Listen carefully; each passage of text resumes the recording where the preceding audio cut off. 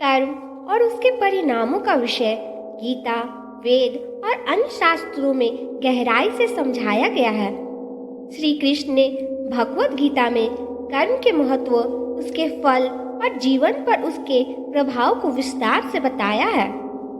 हमें कर्म, उसके सिद्धांत और श्री कृष्ण द्वारा बताए गए जीवन के मूल्यों को ध्यान से समझना होगा। कर्म का अर्थ और सिद्धांत। शब्द कर्म का अर्थ है क्रिया या कार्य। यह केवल शारीरिक कार्यों तक सीमित नहीं है, बल्कि विचार, वाणी और मानसिक अवस्थाओं को भी शामिल करता है।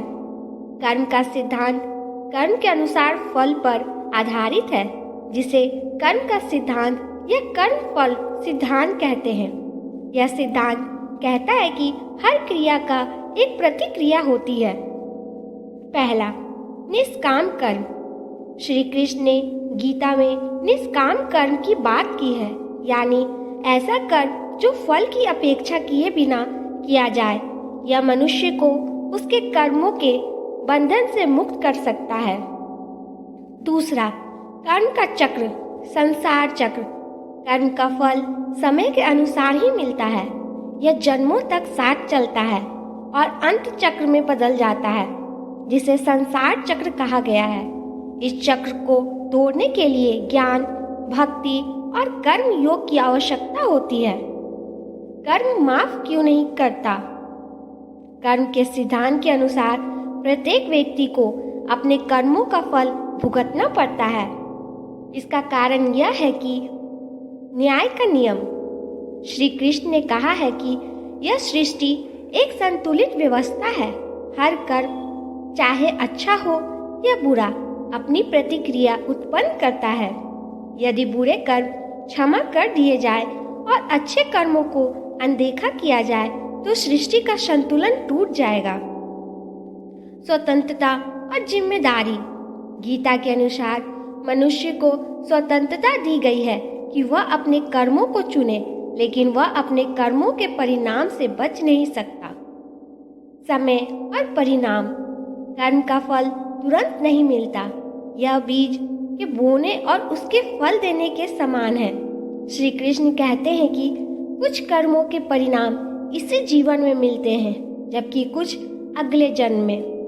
कर्म और आत्मा का संबंध। आत्मा अमर है और उसका उद्देश्य मोक्ष प्राप्त करना है, लेकिन जब तक कर्मों के बंधन से मुक्त नहीं हुआ जाता, आत्मा पुनर्जन्म के चक्र में फंसी रहती है। श्री कृष्ण का समाधान, कर्म योग। श्री कृष्ण ने कर्म योग से मुक्ति के लिए कर्म योग का मार्ग बताया है। यह मार्ग व्यक्ति को कर्म करते हुए भी कर्म के बंधन से मुक्त कर सकता है। पहला, निष्काम भाव से कर्म करो। श्री कृष्ण ने अर्जुन से कहा, तुम्हारा अधिकार केवल कर्म करने में है, फल की इच्छा करना तुम्हारा अधिकार नहीं। दूसरा, भक्ति और आत्मसमर्पण। यदि व्यक्ति अपने सभी कर्मों को भगवान को समर्पित कर देता है तो कर्म के बंधन ढीले पड़ जाते हैं। तीसरा, सत्कर्म और सेवा। अच्छे कर्म व्यक्ति को बुरे कर्मों के प्रभाव से बचा सकते हैं। कर्म का व्यवहारिक अर्थ। कर्म के सिद्धांत को समझने का उद्देश्य भय पैदा करना नहीं, बल्कि यह बताना है कि व्यक्ति अपने जीवन को सुधारने के लिए स्वतंत्र है।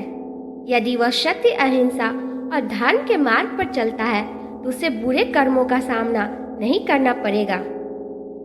श्री कृष्ण ने कर्म के सिद्धांत को न्याय और संतुलन का प्रतीक बताया है। कर्म माफ इसलिए नहीं करता क्योंकि यह आत्मा को सिखाने, सुधारने और मोक्ष की ओर बढ़ने का अवसर देता है। माफी मांगने या पछतावा करने से कर्म का प्रभाव कम हो जाता है, लेकिन जब तक व्यक्ति स्वयं को पूरी तरह से बदल नहीं लेता और अपने कर्मों का उत्तरदायित्व नहीं लेता, तब तक कर्म अपने परिणामों से बचने नहीं देता। अतः श्री कृष्ण का संदेश है कि व्यक्ति को अपने जीवन में कर्म के प्रति सचेत रहना चाहिए और उसे धर्म, सत्य और परोपकार के मार्ग पर चलते हुए अपने जीवन को सार्थक बनाना चाहिए।